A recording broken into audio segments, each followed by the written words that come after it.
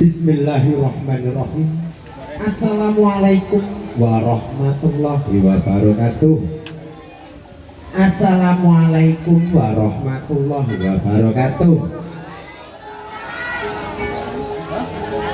Alhamdulillahirabbil alamin. Matur sembah nuwun.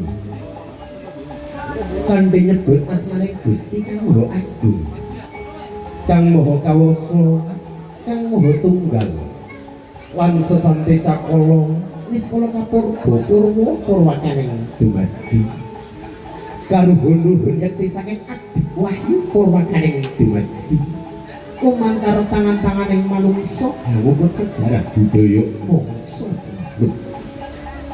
pegeraning cipta lir dimulaning masih dadi ing budaya tubuh menika Pak ingkang dipun wastani kabudayan campur sari sagunging para tamu kakung sumawana putri mugi kasarasa kawilujengan tansah kajiwa kasalira wonten ngarsa kula lan panjenengan sami langkung-langkung mugi tansah sumandhing wonten ngarsa panjenenganipun Bapak Supriyono kaliyan Ibu Hasanah wonten ing kalenggahan sang punika panjenenganipun Bapak Supriyono kaliyan Ibu Hasanah nitanaken kang putra ingkang asesilihipun Bagus Rehan Rizkyono mugi-mugi angsal donga pangestu panjenengan sami putra ingkang sampun kahitan menika wau tembinipun dadosa putra ingkang saleh amin ya rabbal alamin.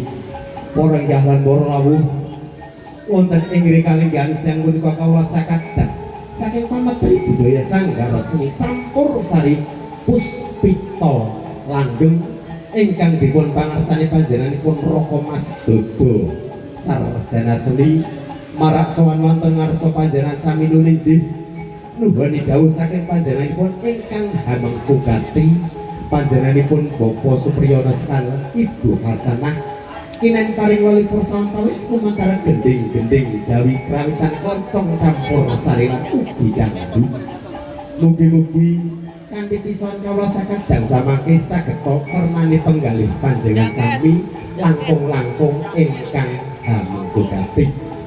Para nggih lan para rawuh kangge ngiyai endahing sepisosana wonten ing kalenggahan sang punika mugi katur salam pambuka saking kadang-kadang pametri budaya campur sari puspita langgeng hananging saderengipun salam pambuka kawula aturaken langkung rumiyin kula tepangaken setunggal mbaka setunggal diwati saking campur sari puspita langgeng ingkang monggo sepindah panjenenganipun Dyah Ayu Sivi Wulandari.